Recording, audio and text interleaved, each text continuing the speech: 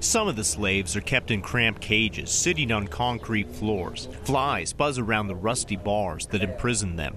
John 9 just wants to go home. I am not fed enough as well. I feel so sorry. It's not only me. It's everyone that people are sad. Another man says he was shipped here with fake documents against his will. They tricked me, they lied to me, and put me on the boat.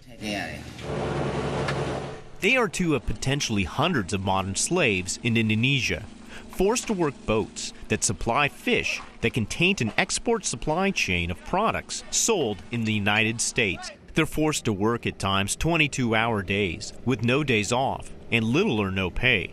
Some claim there are beatings. At times, men die. This night, some call out to a reporter for help. One says, "Our parents might think we're dead. We all want to go back home so much." The slaves are held in this tiny town called Benjina in the archipelago of Indonesia at an office compound for a company called Pusaka Benjina Resources. Most are from Myanmar, one of the poorest countries in the world. They're brought through Thailand to Indonesia. Seafood they catch is sent back to Thailand, where the tainted fish can wind up in the supply chains of Wal-mart, Kroger, Albertsons, and Safeway. Or it can wind up in the supply chain of American pet food brands like Fancy Feast, Meow Mix, and Imes. None of those companies would speak to the Associated Press for this report, but issued statements that strongly condemned labor abuses. Walmart did send this email statement saying, "We care about the men and women in our supply chain, and we are concerned about the ethical recruitment of workers." Industry representatives say it's a clouded seafood supply chain American companies have worked hard to eradicate. You know, it's not only disturbing, it's disheartening, because our companies have zero tolerance for labor abuses. This amateur video from 2012 shows the fishing conditions on the Arafura Sea. These particular workers are paid, but the work is dangerous. Men jump overboard to pull nets in.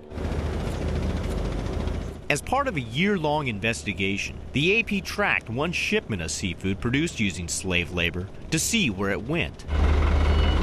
After the fish is caught, the haul is then unloaded in Benjina and reloaded onto this Thai ship, the Silver Sea, which says it is only a transport ship and not involved with the fishermen.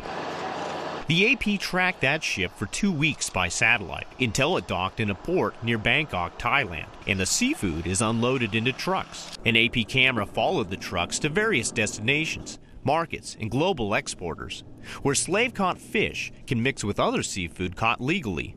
The spokesman for the National Fisheries Institute says U.S. companies sometimes face a dilemma when it comes to policing where their product comes from. There are things that people talk about like boycotts, and they say, well, why don't we just not buy seafood from there? Well, if you don't buy seafood from there, then you're not only not in the conversation anymore about labor, you don't have an ability to fix it.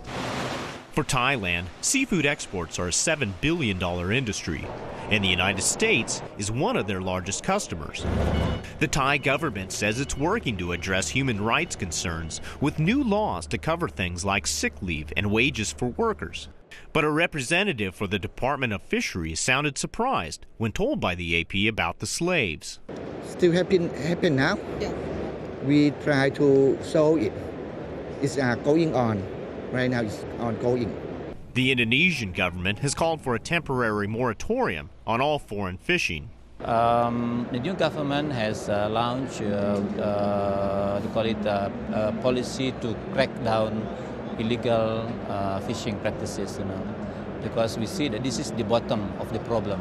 Thinking of what slavery is happening on those boats, I lost my sleep. The AP investigation also uncovered an overgrown graveyard where dozens of fishermen are entombed. They're buried under fake Thai names given to them when they were tricked or sold onto their ships. When I buried the bodies, I thought that being in these Indonesian islands, the only thing we will have is death. There is no way back home for us. As part of the investigation, the Associated Press notified the International Organization of Migration about the men in this story. They were later moved to safety. Yet hundreds of slaves remain.